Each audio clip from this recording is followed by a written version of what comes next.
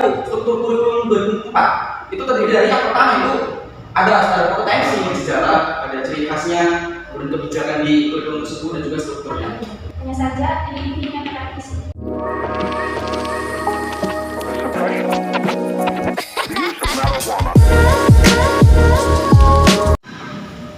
Assalamualaikum warahmatullahi wabarakatuh.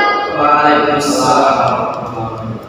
Selamat datang di podcast BBM Bincang Bersama Mahasiswa.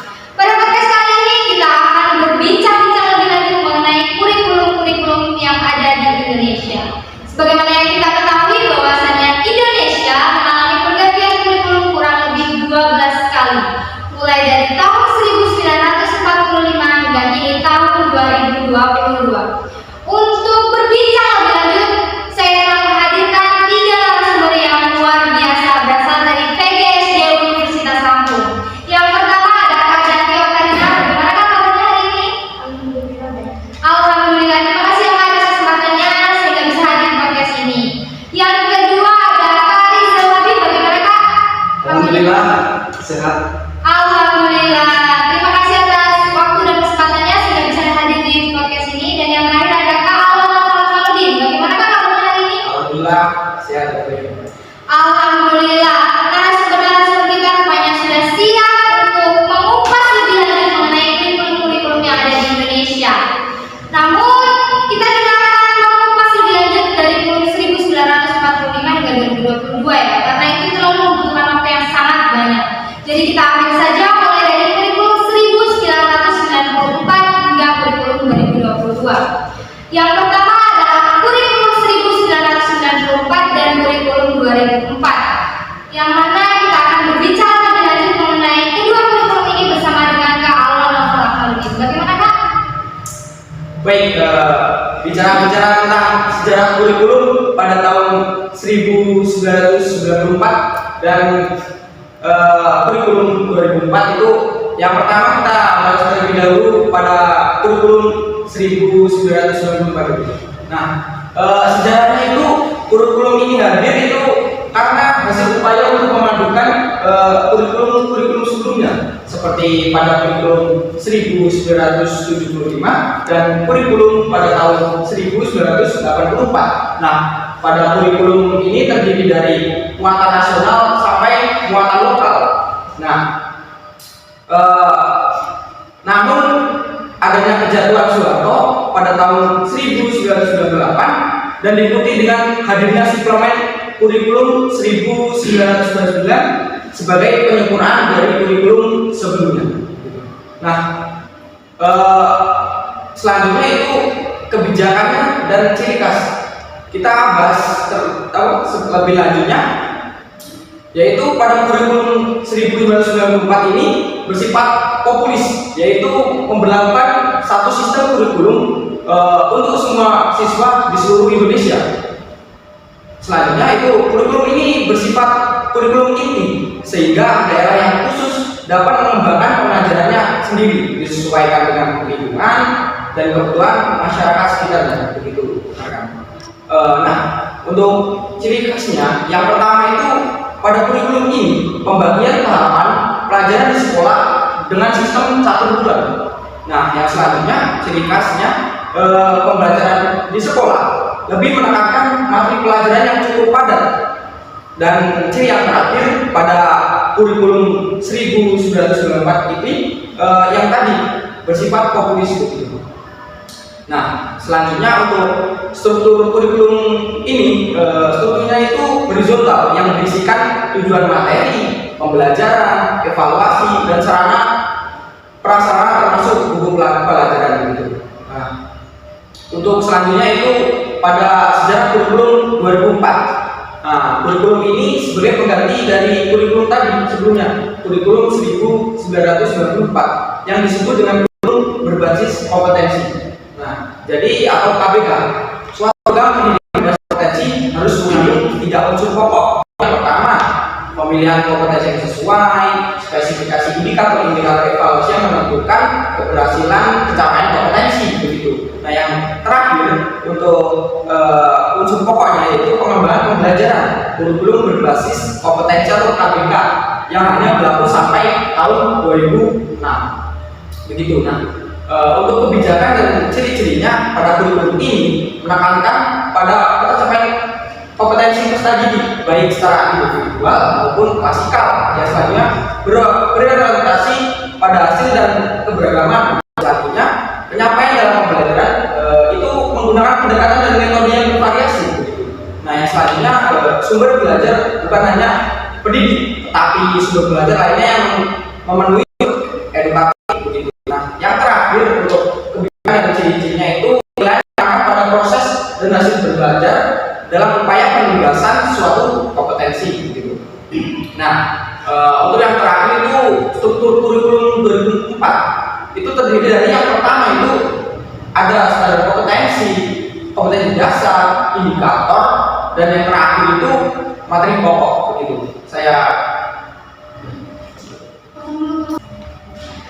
Baik teman-teman, kita telah menyimak penjelasan dari Kak Alon mengenai kurikulum tahun 1994 dan kurikulum tahun 2004. Selanjutnya kita beralih ke Kak Rizal yang akan menjelaskan mengenai kurikulum 2006 dan kurikulum 2013. Silakan Kak Rizal. Baiklah, di sini saya akan sedikit menjelaskan mengenai kurikulum 2006 terlebih dahulu. Jadi akan membahas mengenai sejarah, ada ciri khasnya, kemudian kebijakan di kurikulum tersebut dan juga strukturnya. Mungkin mengenai sejarah itu kurikulum 2006 atau KTSP merupakan lanjutan dari KBK atau kurikulum berbasis kompetensi 2004 yang sudah disampaikan oleh Alwan tadi. Jadi 2006 ini merupakan perkembangan. Bahkan KTSP 2006 merupakan revisi dari kurikulum 2004. Oleh karena itu muncullah kurikulum 2004. Kemudian mengenai ciri khas, kurikulum 2006 ini mempunyai ciri khas, yaitu mata pelajarannya itu berdiri sendiri, mempunyai kompetensi dasar tersendiri. Itu merupakan ciri khas dari kurikulum 2006. Kemudian pendidik itu lebih aktif dibandingkan peserta didik. Itu merupakan contoh dua ciri khas dari kurikulum 2006. Kemudian kita membahas mengenai kebijakan yang ada di kurikulum 2006. Itu terdapat di Permendiknas nomor 22 tahun 2006 mengenai standar isi. Jadi di situ terdapat kompetensi minimal untuk lulus. Itu tercantum di Permendiknas nomor 22 tahun 2006. Kemudian kita akan membahas mengenai struktur kurikulum di 2006. Jadi untuk struktur kurikulum 2006 itu ditempuh dalam satu jenjang pendidikan selama 6 tahun, mulai dari kelas 1 sampai dengan kelas 6. Adapun strukturnya itu disusun berdasarkan standar kompetensi lulusan dan standar kompetensi mata pelajaran tertentu. Seperti itu. Kemudian setelah 2006 selanjutnya adalah kurikulum 2013. Jadi untuk kurikulum 2013 ini tentunya lebih modern ya daripada kurikulum 2006. Karena berdasarkan sejarahnya kurikulum 2013 ini lebih mengembangkan dari kurikulum 2006 seperti itu. Bahkan dilandasi karena pemikiran yang lebih maju, dan 2013 pun lebih berpacu kepada peserta didik. Jadi salah satu ciri khas dari 2013 itu berpacu pada peserta didik, berbeda dengan kurikulum 2006 yang mana pendidik justru lebih aktif. Tetapi di 2013 ini peserta didiklah yang dibentuk untuk aktif. Itu merupakan sedikit sejarah dan ciri khas dari 2013. Kemudian ada kebijakan di 2013, kebijakan dari pemerintah, yaitu pada Permendikbud nomor 57 tahun 2014, yang mana di situ mengenai kurikulum di sekolah dasar atau madrasah ibtidaiyah, yang mana di kebijakan tersebut itu terdapat 8 pasal. Mungkin nanti bisa dibuka teman-teman di Permendikbud nomor 57 tahun 2014. Kemudian kita membahas mengenai struktur kurikulum. Struktur kurikulum di 2013 itu lebih apa ya bahasanya? Lebih banyak dibandingkan 2006. Karena memang 2013 ini adalah perkembangannya. Jadi seperti contohnya, dari strukturnya itu seperti mata pelajaran kelompok A. Jadi ada kelompok A, ada kelompok B. Kelompok A itu berupa mata pelajaran muatannya dan acuannya dikembangkan oleh pusat. Kemudian mata pelajaran kelompok B merupakan mata pelajaran muatan dan acuannya itu dikembangkan oleh pusat dan dapat dilengkapi oleh muatan lokal atau mulok bahasanya jika di sekolah dasar. Mungkin itu sedikit pembahasan dari saya mengenai 2006 dan 2013. Terima kasih pada Kak Rizal atas penjelasannya mengenai kurikulum 2006 dan 2013. Selanjutnya kita beralih ke kurikulum revisi 2013 dan kurikulum prototipe serta kurikulum merdeka yang mana akan dijelaskan oleh Kak Danti Okarina. Saya persilakan. Jadi begini Pak, untuk kurikulum 2013 revisi itu sebenarnya secara nama itu tidak berubah. Hanya saja ini dengan kata revisi, di mana artinya itu perbaikan dari kurikulum sebelumnya. Jadi untuk kurikulum revisi ini sama seperti kurikulum 2013, hanya saja ada beberapa permasalahan yang perlu diubah di kurikulum ini. Untuk komponen utama di kurikulum ini itu adalah penilaian sikap, kemudian keterampilan dan juga pengetahuan. Karakteristik dari kurikulum 2013 revisi ini yang pertama itu ada penataan kompetensi aspek sikap spiritual dan aspek sikap sosial hanya dua mata pelajaran yang menilai secara langsung, yaitu guru pendidikan agama atau budi pekerti dan juga guru PPKN. Sedangkan guru yang lain itu kedua mata pelajaran ini dapat mengajarkan dan memberikan nilai secara tidak langsung. Kemudian untuk karakteristik atau ciri yang kedua untuk revisi ini itu koherensi, kompetensi inti dan juga dasarnya itu penyelarasan dokumen, yaitu pada perbaikan dokumen KI dan juga KJ, silabus serta buku teks mata pelajaran. Kemudian karakteristik yang ketiganya itu di kurikulum ini yaitu pemberian ruang kreatif pada guru dengan memberikan atau diberikannya seluas-luasnya untuk berkreasi dan mengembangkan proses pembelajaran berdasarkan silabus. Lalu yang terakhir itu kemampuan siswa tidak dibatasi, jadi siswa itu bisa bebas secara taksonomi dalam proses berpikir mereka. Untuk struktur kurikulum di revisi 2013 ini masih sama seperti kurikulum di 2013 sebelumnya. Lalu untuk prototipe itu sendiri itu atau biasa disebut dengan kurikulum program sekolah penggerak atau PSP. Itu memiliki 3 karakteristik utama atau ciri khas utama. Yang pertama itu ada pengembangan karakter. Dalam struktur kurikulum prototipe ini, kurikulum atau kurikulum PSP itu 20-30% dan pelajaran itu digunakan untuk pengembangan karakter profil pelajaran Pancasila melalui pembelajaran yang basisnya itu project. Lalu jadi bisa dikatakan bahwa kurikulum prototipe ini sebenarnya hampir sama seperti kurikulum Merdeka Belajar di 2022 karena sama-sama untuk mengembangkan karakteristik PPP atau program profil pelajar Pancasila. Nah, untuk yang selanjutnya itu berkaitan dengan kurikulum prototipe 2022. Itu sebenarnya hampir sama seperti kurikulum Merdeka 2022 yang dimana ciri khas utamanya itu mengutamakan pengembangan karakter dan pengembangan karakternya itu mengikuti profil pelajar Pancasila. berarti sama ya seperti kurikulum di Merdeka Belajar yang akan kita bahas nanti.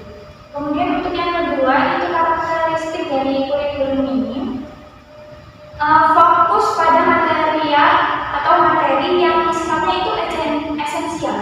Jadi di mana setiap mata pelajarannya itu untuk memberikan ruang atau waktu bagi pengembangan kompetensi, terutama kompetensi yang dasar seperti literasi dan numerasi secara lebih mendalam kepada peserta didiknya. Kemudian untuk karakteristik utama yang ketiga di kurikulum prototipe 2022 ini lebih fleksibel. Artinya perencanaan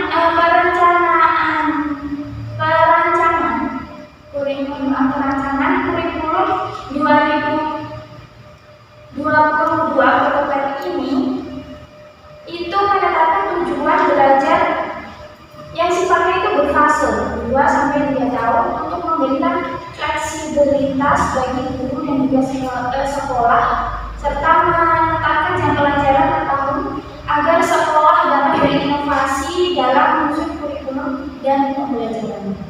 Nah, untuk strukturnya di kurikulum prototipe 2022 ini jenjang SD itu terdiri dari 3 fase. Yang pertama itu fase A yang terdiri dari kelas 1 dan juga kelas 2.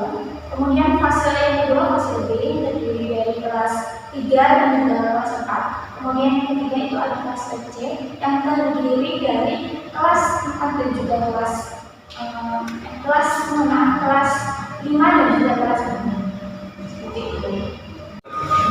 Kemudian selanjutnya itu kan berkaitan dengan kurikulum prototipe 2022. Di sini atau sering disebut dengan kurikulum program sekolah pendidikan atau PSP. Ini memiliki 3 karakteristik utama. Yang pertama itu adalah pengembangan karakter. Dalam struktur kurikulum ini nantinya 20-30% jam pelajaran itu digunakan untuk mengembangkan karakter peserta didik melalui profil pelajar Pancasila yang dilaksanakan itu lewat pembelajaran yang berbasis proyek seperti itu. Kemudian Kemendikbudristek itu menyediakan 7 tema utama dalam kurikulum prototipe itu sendiri, yaitu ada proyek pelajar Pancasila yang perlu dikembangkan menjadi sebuah modul dengan topik dan juga tujuan yang sifatnya lebih spesifik. Untuk karakteristik utama yang keduanya itu lebih fokus kepada materi yang sifatnya itu esensial. Jadi PSP ini itu berfokus pada materi yang esensial setiap mata pelajarannya untuk memberi ruang atau waktu bagi peserta didiknya itu untuk mengembangkan kompetensi yang sifatnya itu mendasar seperti literasi dan numerasi secara lebih mendalam seperti itu. Kemudian untuk karakteristik utama yang ketiga dari kurikulum ini itu fleksibilitas perencanaan kurikulum sekolah dan juga penyusunan rencana pembelajaran. Pada kurikulum ini itu menetapkan tujuan belajar itu berfase 2-3 tahun untuk memberi fleksibilitas bagi guru dan juga peserta didiknya selama proses pembelajaran. Kemudian untuk strukturnya sendiri itu dibagi menjadi 3 fase. Yang pertama itu ada fase A yang terdiri dari kelas 1 dan juga kelas 2. Kemudian ada fase B yang terdiri dari kelas 3 dan juga kelas 4. Kemudian ada fase C yang terdiri dari kelas 5 dan juga kelas 4. Lalu untuk fase A itu sendiri itu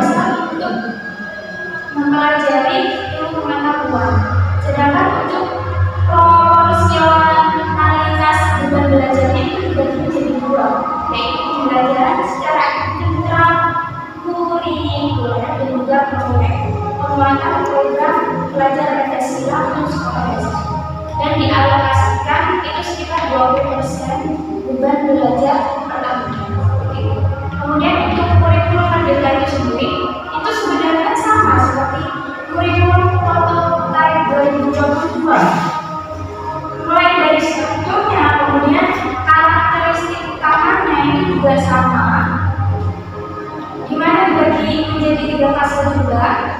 Kemudian strukturnya juga memuat profil pelajaran Pancasila juga. Lalu untuk alokasi waktunya juga sama, dan namanya juga kurikulum merdeka ya. Berarti itu untuk setiap peserta didik dan juga pendidik itu diberi kebebasan untuk melaksanakan kegiatan pembelajaran itu seperti apa. Dan untuk alokasi waktunya itu tidak terlalu berpacu pada mungkin perencanaan seperti kurikulum sebelumnya di K13. Untuk alokasi waktunya itu kan ditentukan, tapi untuk di kurikulum merdeka ini itu sendiri itu alokasi waktunya tidak ditentukan. Yang penting itu tetap selesai dalam waktu 1 tahun.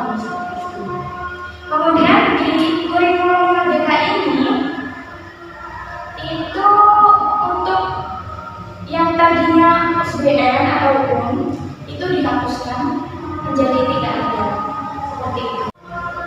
Lalu di kurikulum merdeka belajar ini itu yang tadinya di K13 kompetensi dasar, di kurikulum merdeka belajar ini berubah menjadi capaian pembelajaran.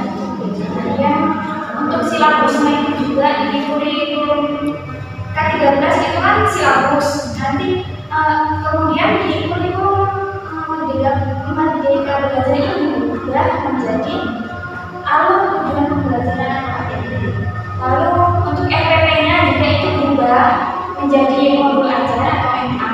Kemudian untuk pendidikan karakternya atau PPK yang sebelumnya di kurikulum 13, di kurikulum merdeka belajar ini berubah menjadi PPB atau profil pelajar Pancasila. Kemudian untuk alokasi waktunya juga itu seperti yang saya jelaskan tadi prosesnya. Untuk di kurikulum merdeka ini pendidik dan juga peserta didik itu bebas untuk mengalokasikan kapan saja, yang penting sesuai target 1 tahun itu harus tercapai. Nah, itu mengenai beberapa sejarah, kebijakan, dan lain sebagainya dari masing-masing kurikulum.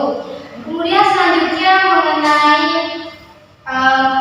apa saja sih yang harus dikuasai oleh peserta didik di abad 21 ini. Yang kita ketahui bahwasanya di abad 21 ini memiliki kemajuan teknologi yang sangat luar biasa, kemudian pengaruh globalisasi itu sangat dominan di era ini. Bagaimana cara peserta didik untuk menghadapi era 21 ini?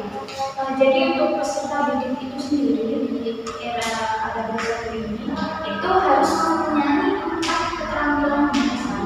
Yang paling dasar itu ada 4 atau sering disebut dengan 4C, yaitu yang pertama ada critical thinking, kemudian ada creativity, kemudian ada communication, dan juga yang terakhir itu collaboration. Itu untuk yang pertama itu critical thinking. Itu peserta didik diharapkan pada abad 21 ini memiliki keterampilan, salah satunya critical thinking itu. Peserta didik harus mampu menyelesaikan sebuah permasalahan. Di era abad 21 ini bukan lagi peserta didik itu hanya sekedar seperti pada kurikulum yang sebelumnya, tapi harus lebih ke yang mampu untuk memecahkan setiap permasalahan yang mereka hadapi. Kemudian yang kedua itu ada creativity. Nah, di sini peserta didik itu diminta atau diharapkan mampu menciptakan sesuatu yang baru, menciptakan sesuatu yang baru yang sebelumnya itu belum ada, seperti itu. Jadi peserta didik harus kreatif, mengasah otak mereka untuk melakukan sesuatu hal yang memang itu sifatnya lebih maju, berkembang, seperti itu. Kemudian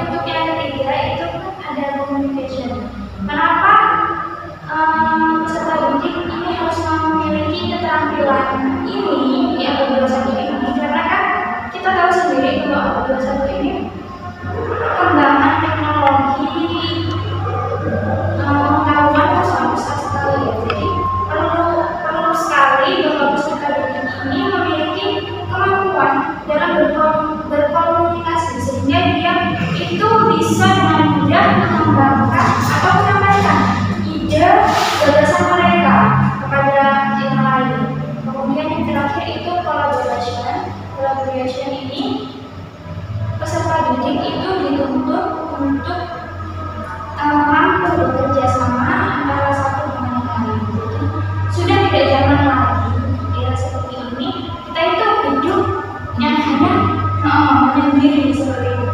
Jadi kita harus bisa bergaul kepada yang lain dan mampu bekerja sama antar tim. Lalu sehingga bisa dikatakan bahwa di era ini peserta didik itu dituntut untuk menjadi lebih aktif dibanding gurunya. Oke, jadi yang seperti dikenal dengan istilah student active learning dan student centered learning, bahwasanya yang saya ketahui dari pembacaan artikel itu sebenarnya keduanya itu memiliki makna yang sama ya Kak. Jadi keduanya itu mengacu pada pembelajaran siswa yang aktif, yang mana tujuannya untuk menciptakan kondisi belajar yang aktif dan pengalaman belajar siswa agar lebih bermakna lagi. Nah, kita tadi telah membahas mengenai kurikulum mulai dari sejarah, kebijakan, kemudian mengenai pendekatan student aktif dan student centered learning. Nah, dari keduanya pasti ada yang namanya program-program yang dikembangkan mulai dari masing-masing kurikulum tersebut. Dan saya mengetahui dari beberapa kurikulum tersebut yaitu kurikulum KTSP. Jadi dari segi RPP di KTSP ini atau di kurikulum 2006 ini menggunakan standar isi, kemudian lebih menekankan pada aspek pengetahuan dan sumber belajar itu tidak dicontohkan di RPP-nya seperti yang ada pada kurikulum 2013. Kemudian selanjutnya dari segi penilaian, ternyata KTSP ini menggunakan penilaian yang lebih menekankan pada aspek pengetahuan saja Kak. Terus dari segi kegiatan itu dalam proses pembelajaran peserta didik ini tidak aktif, lebih pasif karena di sini yang dituntut aktif adalah pendidiknya seperti itu. Nah, untuk mengetahui dari beberapa kurikulum selanjutnya, boleh nih dari Kak Alan menjelaskan mengenai program dari kurikulum 2013-nya.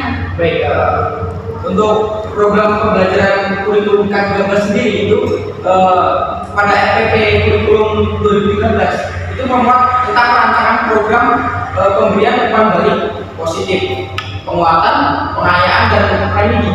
Nah, pada kurikulum ini pemberian pembelajaran premidi dilakukan setiap saat setelah suatu ulangan atau ujian dilakukan. Hasilnya dianalisis dan kelemahan setiap peserta didik dapat teridentifikasi. Nah, untuk komponennya sendiri itu yang pertama terdiri dari identitas sekolah, yang kedua identitas mata pelajaran, yang ketiga kelas dan semester, yang keempat itu materi pokok, yang kelima alokasi waktu, yang keenam itu tujuan pembelajaran, yang ketujuh itu kompetensi inti, dan yang ke-8 itu kompetensi dasar dan indikator. Nah, untuk selanjutnya itu materi pembelajaran, alokasi waktu, metode pembelajaran, media pembelajaran, sumber belajar, langkah-langkah pembelajaran dan penilaian hasil pembelajaran. Nah, selanjutnya untuk penilaian pada kurikulum 2013 sendiri itu memiliki 4 aspek penilaian. Yang pertama itu aspek pengetahuan, yang kedua aspek keterampilan, yang ketiga aspek sikap, dan yang terakhir itu aspek perilaku. Nah,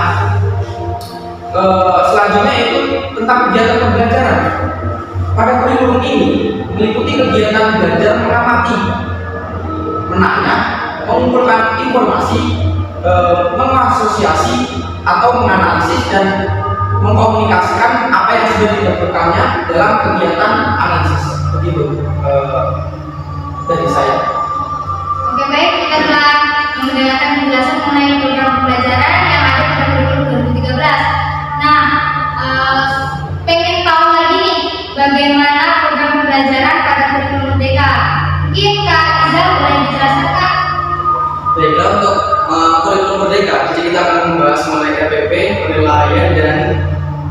belajar di kurikulum Merdeka. Seperti yang dijelaskan sebelumnya, di kurikulum Merdeka ini namanya bukan lagi RPP, melainkan modul ajar.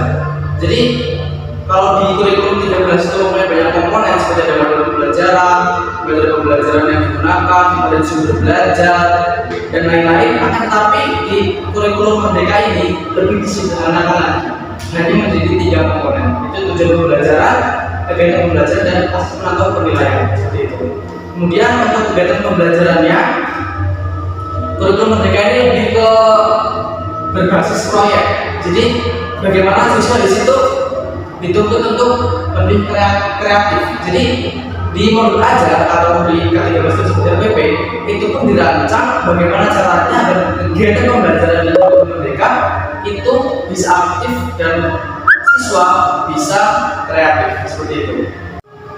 Oke, jadi kita telah mendengarkan penjelasan dari narasumber kita yang luar biasa ini mengenai sejarah, kebijakan, karakteristik, program dari beberapa kurikulum yang pernah diterapkan di pendidikan Indonesia.